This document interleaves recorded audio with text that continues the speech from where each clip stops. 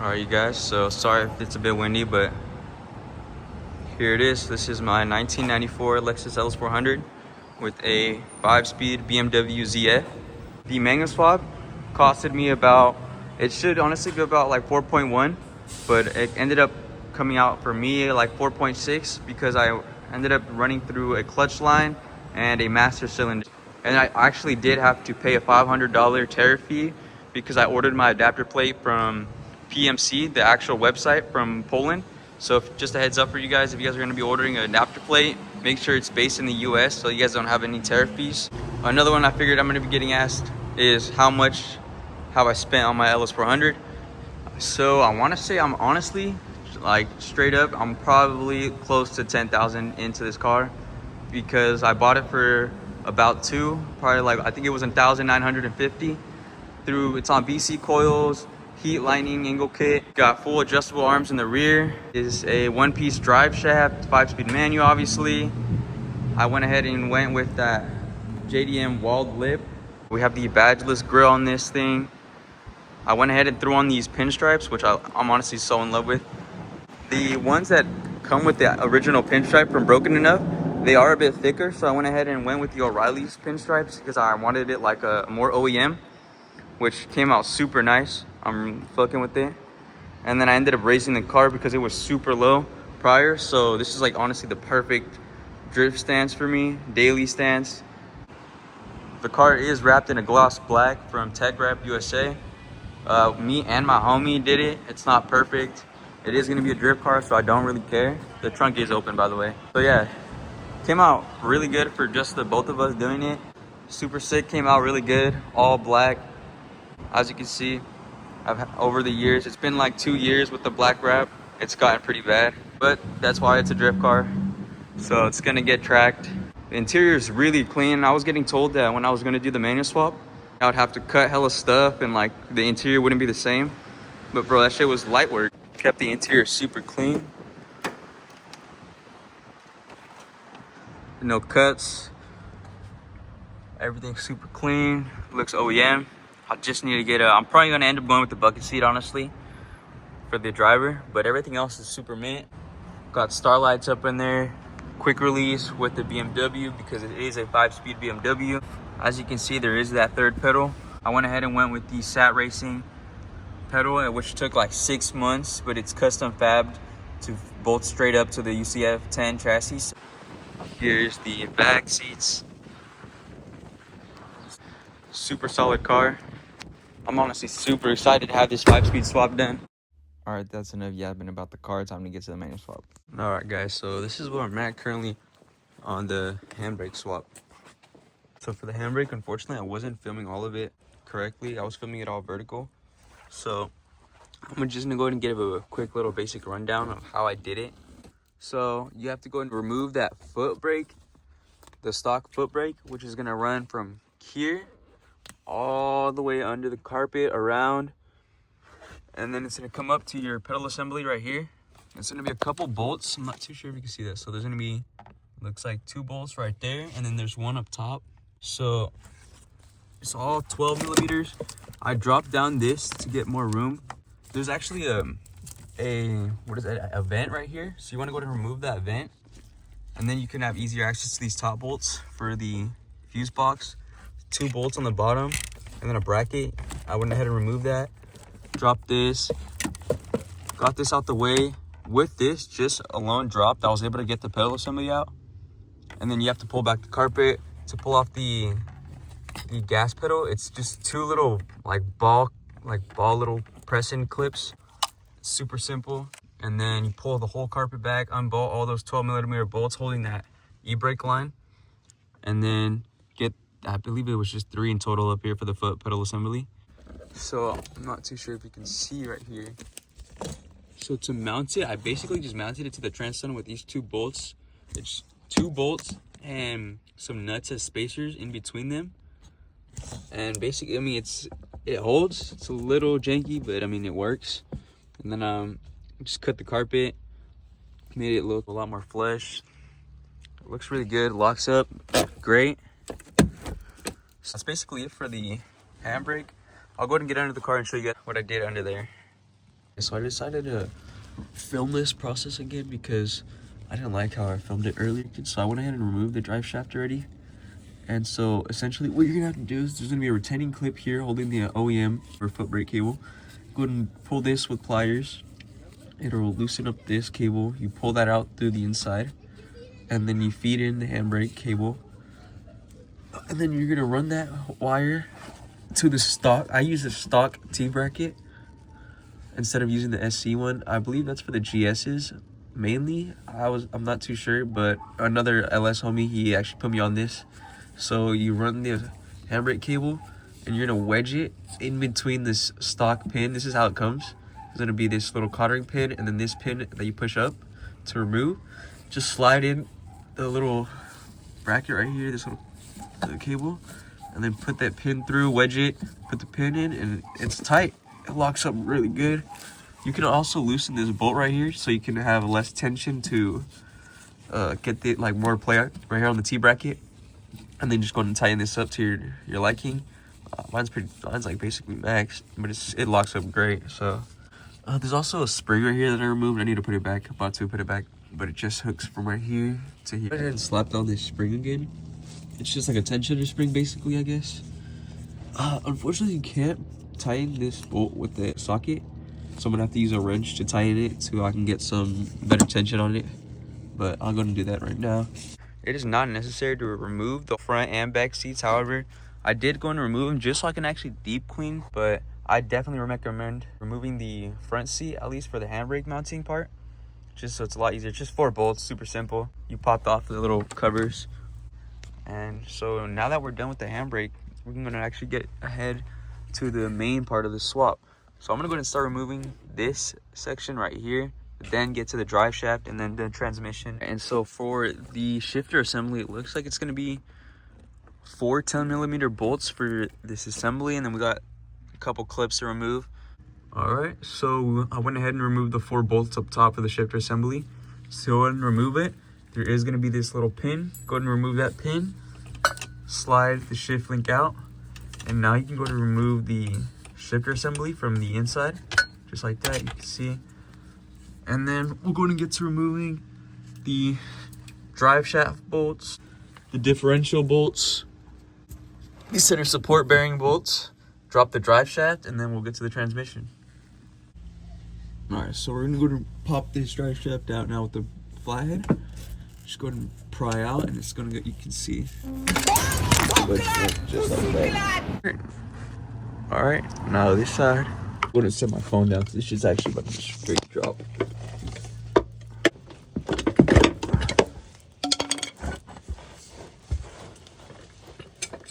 All right, you guys, just like that. The drive shaft is removed. I'm gonna remove the shifter assembly like that from the inside. All right, you guys, drive shaft is out. We're gonna come inside. Just go ahead and lift this up. There's gonna be a couple connectors I'm gonna need to pull out. For the most part, I should just slide on out.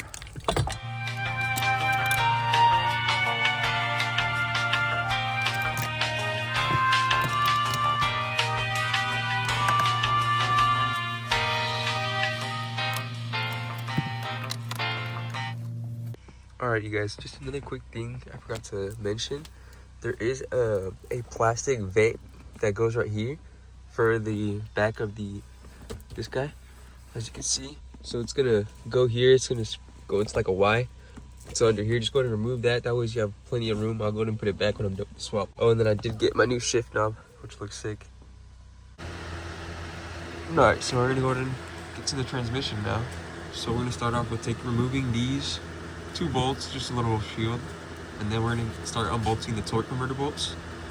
And to do so, you're gonna need to have probably somebody else, my girlfriend over here, help me. I believe it's 21, I'm not too sure. The first socket I grabbed fit. But you're gonna have to get a wrench on that crank. So that way you can rotate the torque converter to get all the torque converter bolts. I believe it's 6 14mm bolts for the torque converter. And then once we get the torque converter bolts all out, then we can go ahead and start removing the bell housing bolts. All right, you guys, so I got all the torque converter bolts out. For some reason I only had 5, but it's supposed to be 6. But I actually did remove this too. This is like one of the dampeners.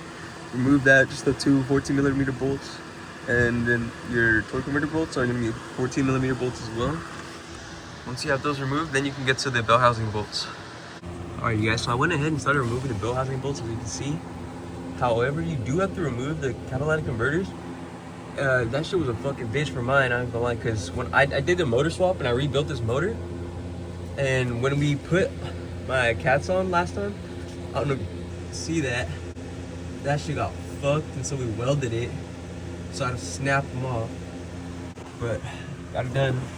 Both cats are off, so now I can go and get to the rest of the bell housing bolts, and the transmission should drop out pretty easy. Alright you guys, quick update with the bell housing bolts. So these ones are the only ones that I found difficult to, so you can get the top ones easy, you just jack up the front end. However, here in this corner, these ones I found a little bit difficult. I had to use this massive extension right here with the swivel and then a 17. That's what the most of them are. They're basically all 17s and I think 14s. All right, you guys, and just like that, transmission is out. All I gotta do is just drop it off the jack and then pull it out. There is gonna be this throttle cable. I went ahead and just cut the cable because you're not gonna need that for the manual swap. And then there's just like a couple connectors, 1, 2, 3, 4, and then there's this one right here on the other side. Once you get all those, then the transmission should come out. And just like that, you guys, transmission's out. Made a little mess, but here's the transmission over here. I did forget to mention, I didn't unbolt these. These were a little difficult, so I just cut them. That's what I seen somebody else do, so you can go ahead and just cut those. I cut them easy, and there you go. Just like that, transmission's out. It's time to get the adapter plate installed, along with the custom flywheel, clutch, and pressure plate. And then, yeah. All right, you guys, so here's the ZF transmission. I went ahead and slapped on that 1350 adapter on the transmission, as well as the differential. Super easy. And then I went ahead and slapped on my poly bushings. So now, slave, put it in there while the transmission's out. And then we'll go ahead and slap that adapter plate on, and we'll go ahead and get the transmission in. Alright guys, so here's where I'm at with the adapter plate. Fortunately, it's not as simple as it should be. Oh, looks like you do actually have to remove the EGR, which is kind of annoying. So it looks like I am going to be doing the EGR block off. Alright you guys, so I got the EGR pipe removed. It's going to be, it's 12 or 13s, 2 12s up here. Make sure to remove that gasket as well, because we're going to be putting that back when we cut these and put them back. But yeah, and then I actually just pulled it out from the top. So I bolted it from the bottom and then bolt to the top, grab the gasket. All right, you guys, so here is the final product of the EGR delete.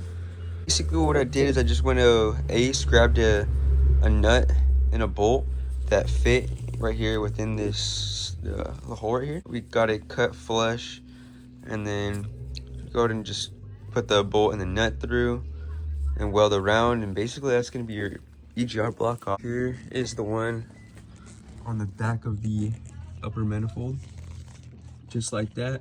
And we're going to get this one in for the bottom. Here's for the EGR block off plate for the underside. Just drop this over, just like that. And now we have so much more clearance room up top. Alright guys, and the kit does come with these little bearing type of things. You want to go and just throw these in the transmission. Super simple, they just press in. And then it's also going to have its own custom pin, which I believe is like extended. You do need to get a bolt. I grabbed this from Ace. And then you're going to go ahead and put the pin through the hole, feed the bolt through the back right here, and then you can go ahead and get your clutch fork, throw out bearing in, and then we should be good on the transmission, ready to slap in the adapter. All right, you guys, so here's the progress on the adapter plate install. So I have the adapter plate in. I just need to get smaller sockets so I can get these bolted fully, but I have the custom flywheel. You do have to use the OEM flywheel for the starter crank, and then you go ahead and bolt up the custom flywheel, and then it's the pressure plate with the clutch, and then make sure you have that alignment tool so it's properly aligned. I'm just getting these bolts tightened up for the pressure plate, and then the transmission's ready to go in. Alright guys, so everything's bolted up, tightened. I ended up using some standard sockets that I found that were skinny enough so I can go and get these on. It's time to test fit the trans, see if I have to bring out the trans tunnel or not. I'm gonna go and try to bench press it in, and then I can go and get the drive shaft measurements. All right, as you can see, transmission is now in. I do have both adapters on both sides already. I got my drive shaft measurements, so I'm gonna go and get that ordered. And then one problem that I'm currently running into, yeah, let's see if we can get up in here. So the slave, unfortunately, is hitting the firewall, or like the trans tunnel wall. So I've been trying to shave it. All right, I just want to throw in this pointer, jack up the front. So I basically just jacked up from the oil pan with the brick. It's a little janky, but I mean, it gets it up. And just that way you have a lot more room when you're installing the transmission, if you need to remove it for anything, to bring out the trans tunnel. But yeah, that's basically how I was able to get the transmission in with ease, and then get to all those bolts. But now I'm gonna go and get back to working on getting this slave cylinder to fit. All right, so I went ahead and threw on the clutch line, got the transmission all the way in the air, and it cleared, just barely. Still has some play though, so obviously when I drop the trans, I'll go ahead and bang this out more so it has better clearance, but it's gonna do for now. So I'm currently working on getting these cats back on. I got this side on good.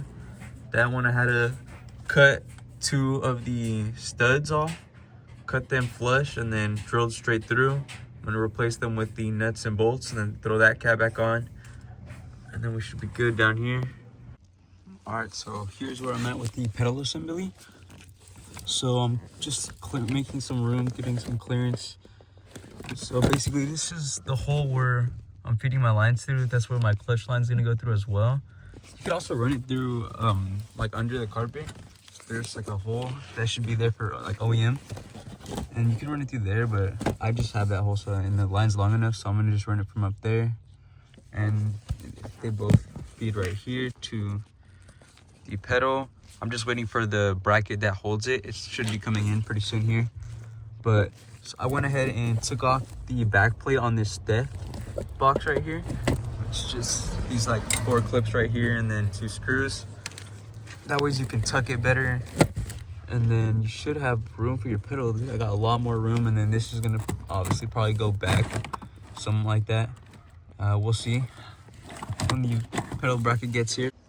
Clutch pedal bracket finally came in, so I can go ahead and install 3rd pedal. The only thing I'm running into because they didn't give instructions, but you have to remove this bullshit right here. So I have to figure out how to remove that. And the fuse box is also hella in the way, but it's gonna bolt from there and right here. All right, guys, it was actually surprisingly super easy. It's just held around this little metal piece right there. It's literally just like held around it. You just kind of have to get a flathead and stick it in there and then push it off, and then it just plops down. Now I can get that upper bolt for the clutch mount bracket. All right, I got the clutch pedal bracket in. I did have to remove the master cylinder to get to this top mounting bracket. The 2 ones up top, you can get it through here, and then the other one you can get under here with the swivel. And then you can go ahead and mount the master cylinder. And then right now, there is a little clip that I removed right here, just to sag the fuse box more lower so I can relocate it. That way I can also get to these 2 brackets. I'm not gonna lie, guys, it is a straight wrestling match getting this vent back in. But the one thing that did help that I didn't realize was that I had this bolted up as close as it could. So I loosened the bolts and pushed it back. And now I'm gonna go ahead and tighten up these bolts, because it does have like a little like room so you can adjust it back and forth. So I'm gonna go ahead and I pushed it all the way back. I'm gonna go ahead and bolt this up. And then I was able to get the vent in barely though, I'm not gonna lie. Like you can see, it's not even sitting correctly, and it's got some dents from me hammering it in. But what I also did as well is this wiring loom right here. I removed it from right here just because it actually surprisingly did give me a bit more slack. So I'm gonna go ahead and try to get this fuse box zip tied a little higher. and then I should be good to put the kick panels back on and then throw the seat back in, and then we should be all set and then ready to bleed the clutch. All right, so the only issue that I had while installing the clutch pedal was that the pedal, when I installed it, sat way too low. It sat about like right there. So what I went ahead and did is I took this off for better room, unbolted it from the bracket, and then I went ahead and just like, you have to remove this panel right here, and then you can go ahead and get the slave poking out like right here, and then there's gonna be that little rod. Let me see if you can see it. This rod, you want to adjust this with a 7mm wrench, and then loosen that. It'll get the pedal sticking out. And now look at it for comparison. Now I can get the full clutch engagement. And then what I also did is I went ahead and removed the foam that's behind this footrest right here, so you can have better clearance. And now she's in. All the lines are connected. The clutch line, and then you have your hose for the reservoir and pedal. She's looking good now. All right, now for the remote master cylinder reservoir, what I went ahead and did for mounting it was I used this right here, went into the car, mocked up my 2 holes, drilled them out, and then I used these 2 bolts that I had spare from the adapter plate, put them through. They were the longest ones that I could find. Used 2 lug nuts as spacers, and then I ended up drilling this out with a bunch of drill bits. And then it honestly, like, I had gotten it to the point where, because this was too small, the hole on the actual part, so you had to drill out the holes bigger on this, and they actually ended up just threading through. So it's really sturdy. As you can see, I don't even have to put nuts on the back. And then I might go ahead and cut the hose shorter, that way it just has like a better flow. And then yeah, I'm gonna go ahead and get this on right here, and then we should be all set, as you can see. All right, guys, moving on to the neutral bypass safety switch. So the 2 big pins on this connector are the ones you're gonna need to basically splice together. Currently I just did a test crank like this, and it does work. So I'm gonna go ahead and get the wire connectors from the store, and then go ahead and connect these properly. And then I'm gonna go be tucking it right here between the exhaust and the, I'm not too sure what this is called, but it's for the steering column. And then so I'm basically just gonna tuck it up here, push it back when I'm all done, get that out of the way, and then you guys should be able to start your car. All right, went to my local hardware store, picked up some heat shrinks, went ahead and crimped them with the wires in there, and then shrunk them up with the lighter. And I mean, I did the tug test, they're on there. So now I'm gonna go ahead and just tuck this up there, get this out the way. And then now I just need to work on getting my other cat on. And then once the cats are on, I just gotta order the drive shaft this coming weekend, and then we should be good. All right, here it is. Here's the final product on my custom trans bracket. I know it's not the prettiest, but it's gonna work. So essentially, got the 2 plates welded or bolted on right here first, and then got this plate right here welded on. And then they went ahead and filled up this right here just with some extra. We tried to reinforce right here. The gap was a little too big to fill it in. So we tried to use like a super thin piece of metal, and it unfortunately just burned straight through, because this is stainless steel and this is carbon steel. So in order to weld these 2 together, you're gonna need, I believe it's a 309 rod with I believe my homies used MIG, I think. I'm gonna have to drill out my 2 holes right here. I'm gonna go get this put under the car, and then mark where the transmission bushings are gonna sit, and then go ahead and get that drilled out, and then see how it fits. All right, got those holes drilled out. Time for a test fit. All right, so the custom transmission mount bracket is in, and here's what it's looking like from the bottom and from the top. Guys, I'm going to pause the video, take screenshots. But I mean, it's not the prettiest, but I know it's gonna hold. All right, so I'm currently filling up the transmission now with Dex/Merc from O'Reilly's. I went ahead and grabbed 2 quarts, And I'm using this pump from Harbor Freight. And this is the setup.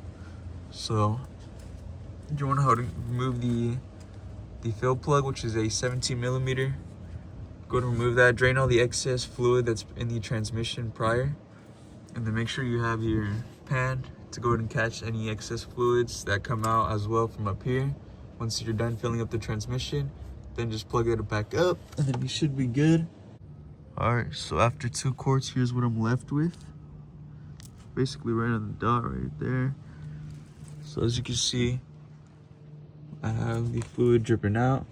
So now I'm gonna go ahead and just plug it up and then clean up any excess fluid. Get this pan out of here, and then the transmission should be good to go. So time for the drive shaft and the extended shift rod, and then I'm gonna bleed the clutch and get to test driving. All right, so here is my shift rod. As you can see, it's gonna be quite long, but it's about 4 1/8 of a spacer that I'm gonna need between right here. So luckily I had 2 from when I owned a E46, and I'm just gonna go ahead and cut right here, cut these ones. This is gonna be my spacer. Then I'm gonna have my homie weld in all around, and that should be good. All right, and here's my custom extended shift rod, all welded up. Shout out to my homie Caesar again. His homie is actually the one who welded this for me. It's hard to find a welder who can weld aluminum, so he was able to do it for me, and really cheap too, so huge shout out. So now I'm gonna go ahead and slap this in the car and then go through the gears. All right, so I'm currently having issues with the short shifter. I'm only able to grab first and second from what it looks like, and then I can get like half of neutral. So I'm gonna drill out some more holes and adjust the placement, either adjust it more lower or higher. I'm not too sure yet, but I'll get back to you guys when I get the placement better. All right, so here's where I'm at with the placements. So as you can see, this is neutral. First, second, third, fourth, fifth, and then reverse. A little hard. Gotta do some. There you go, though. Reverse. Got all the gears. And as you can see, it just flops to the side. I think it's just because of the way the selector rod's welded. It's not like the proper angle, but I mean, it'll work. All right, for anybody wondering how I did the bezel, I just went ahead and basically got my Crown Royale bag, which is a popular style choice, and then I went ahead and just basically Gorilla glued all around, and then just put tape over it to help it stick while it holds. But I mean, that's basically how it's gonna sit. It's fire. All right, so now that I have this interior all back together, I'm gonna give a quick little basic rundown on how I went ahead and removed all this center console area for when you're doing the e-brake relocation. So to start off, you want to go and remove this wood grain bezel. It actually just pops out. You can grab a flathead. Mine pops out super easy now that I removed it so many times, but you go ahead and pop that out. You'll have access to under here. That's where you can get your bolts for the OEM shifter. And then you're gonna have about, I believe, 2 Phillips screws right here that I'm not reusing. Remove those. These are just hooks that hook in, so these will lift up. And then in here, go ahead and just pull this off right here. There's like get a flathead. There's like a little cover. I don't know if I can remove it, but you have to lift this up. There's gonna be 2 screws under there. There's a screw under the very bottom of here. Grab that, and then pull this out right here. This whole thing comes out right here, as you can see. And then there should be 2 bolts, I believe, holding this whole thing in right here. Then you should be able to remove this whole thing out once you unplug you gotta unplug right here. This pops out as well, and you unplug the cigarette lighter, and then this whole center console should just go out. And then it's just gonna, what's left is just gonna be that vent. You can go to remove that. I went ahead and put it back so I can keep the AC. And then basically that's just, yeah, that's it. This obviously, well, I'll fix this right now. Just have to push it down. But that's it for the center console. All right, another thing I want to quickly mention as well is if you want to remove this and then put it just to fill in that spot, to remove it, all it is, it's going to be inside of this right here. and then there's this cable that's pulling on it. So you go ahead and just pull it back, cut the cable with some linemen's, and then just remove it, and then you can go ahead and throw it back in the car just so it can keep more of like an OEM look. All right, so in order to mount the parking lever, you are actually gonna need this black piece as well. It comes off when you cut the cable. So go ahead and just grab these two, and then you can go ahead and bolt it up. As you can see, it has these little things right here. They'll go inside right there, and then go ahead and bolt up. And that way it'll keep an OEM look. I'm gonna actually grab another one from Pick and Pull because I had left this one out. So now it's all nasty, but just to show you guys. All right, there it is. As you can see, looks OEM. So aside from the manual swap, another thing that I also did was I replaced, I believe it's called the high pressure hose on your power steering. It's the one that's from here and it runs around the pan down to your rack. So I went ahead and replaced that one. I had issues with it. It was leaking a little bit. So I went ahead and unbolted everything, tightened everything back up, filled it back up with fluid. So now I'm gonna go ahead and then I put the cap back on. So now I'm gonna go ahead and give it a test start, see how everything's running. Make sure there's no leaks.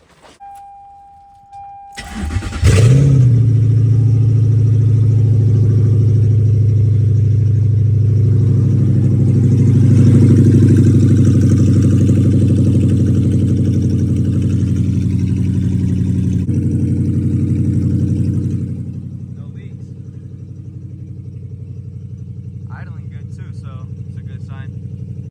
All right, so everything's looking good. Neutral safety bypass did its job, so should be all set to go. I just need to wait on that master cylinder and drive shaft so I can go and bleed the clutch and drive this motherfucker. All right, so here's where we're at now currently. So I'm trying to bleed this clutch, but unfortunately it's not wanting to bleed. I can't get the pedal stiff. So I already tried bench bleeding the master cylinder. I already tried bleeding the OG way from the slave. Multiple different ways. I have a vacuum pump, reverse bleeder. I mean, I've tried so many ways and I still can't get a pedal. So what I'm thinking now is I'm gonna actually go and reroute this clutch line. All right, just like that, the clutch is now ran inside of the car. So you can actually access a grommet right here. That is for the O2 sensor that you can run the clutch line through. However, my car is a little bit low, so I didn't want to risk damaging this clutch line. So what I went ahead and did is I actually used a hole saw and drilled the hole through the trans tunnel, and then I ran it like this, as you can see. And it's honestly way better than how I had it ran before prior. I had it ran through the engine bay, which had like a bunch of like hard turns, which was probably causing a bunch of air to get stuck. So hopefully we can bleed the clutch just like this now.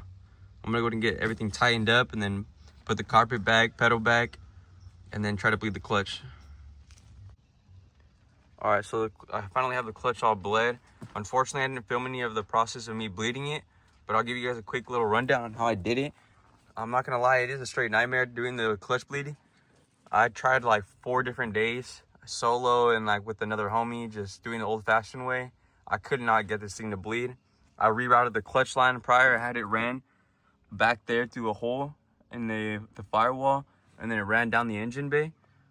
So I couldn't bleed the clutch like that. So I was like, you know what, I'm gonna reroute the clutch line. I also had the wrong fitting, so make sure you guys have the right fitting. I had bought the excessive clutch line, the Toyota clutch line, and it came with came with a banjo bolt and a 90-degree adapter fitting in between it. And I would like have to stack washers. It was horrible. I stripped my first master cylinder, so I had to buy a new one. And then I realized that I had the wrong fitting, which was leaking. So, and then it had stripped this one too, because it was the wrong fitting. But luckily, I was still able to save it with some thread locker and the proper fitting. And I just went ahead and went to my local hose shop, bought this 90-degree fitting. Just give them your inlet and outlet. Unfortunately, I wasn't able to still get the clutch bled when I ran the line like this, and I was trying to do vacuum bleeding with the pump. And then I also tried doing the old-fashioned way. I wasn't able to get it pressure. I was getting fluid to the slave, but I wasn't building pressure on the pedal. So what I ended up having to do is I hit up the homie who works at the mechanic shop, and luckily he had a snap-on vacuum gun, and we essentially used that vacuum gun to bleed the system from the slave. So what we did was my homie, he was in the car, he held the clutch pedal down. I went ahead and built pressure on the gun, so it's constant pressure. and then I had it on lock, so it was just building constant pressure. And then open the bleeder valve. It's gonna suck in fluid. You're gonna see a bunch of fluid and bubbles coming out the bleeder. What you want to do is just let that run for a little bit, a couple minutes, and then once you start seeing like low fluid or just like not any fluid anymore, just go ahead and close it. Have your homie pump the clutch pedal, like probably I want to say like 15-30 times, and then repeat that process about like 2-3 more times, and you should honestly start feeling pressure. It only took me and my homie with the snap-on vacuum gun, since that one's constant and it's not a pump. That one only took us about like 3 sets of, you know, like hitting the pedal and then just bleeding it. So after that, I got instant pedal pressure after pumping the clutch pedal a couple more times. And yeah, so now clutch is finally bled. Now all I need to do is wait on those 1350 adapter flanges, throw on my drive shaft, and I can go and drive this car. All right, you guys, today's the day. Hopefully she drives. So flange, I believe it's called the flange yoke. It came in today. Unfortunately, the drive shaft didn't come with it, so I had to order that separately. But I'm currently pressing them in. Super easy. You just have to get these in like sideways, and then you just bang these little things in right here. They just pop out, and then you just bang them in. Let me see if I can get this one out. Just like that, and then hammer them in with the flanges on. And then I'll go ahead and be able to bolt up the drive shaft, and then go ahead and drive. All right, you guys, time's finally here, so we're putting the drive shaft in right now. Currently getting it all bolted up on both sides. Then we can finally give this car a test drive. First, the wheel spins, so it's live. I'm about to drop this car and then give it a test drive, see if I can get it out the driveway now. Hell yeah, bro, I'm so excited. She's officially back on the ground, boys. I'm so fucking hyped, bro. Holy shit. There's no way this is fucking real, bro. This shit dead ass feels so surreal. Like knowing that I did this shit. Holy fuck. Bro, this thing is insane.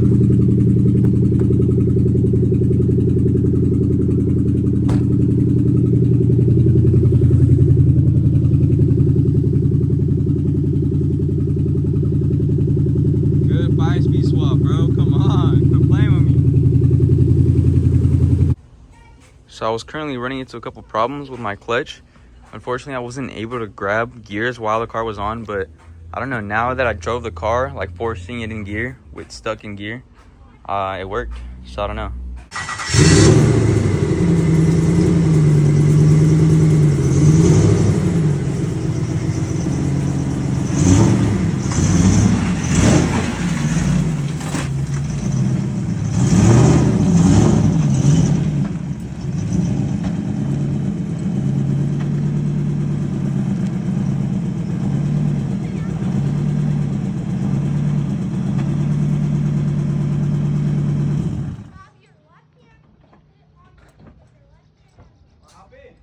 And we got the manual thing.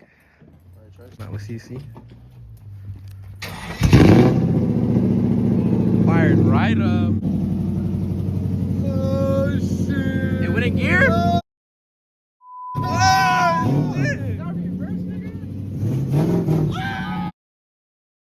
Oh shit! Manual now? There's no way that shit worked, right? Listen right there too. Oh, that's kind of cool.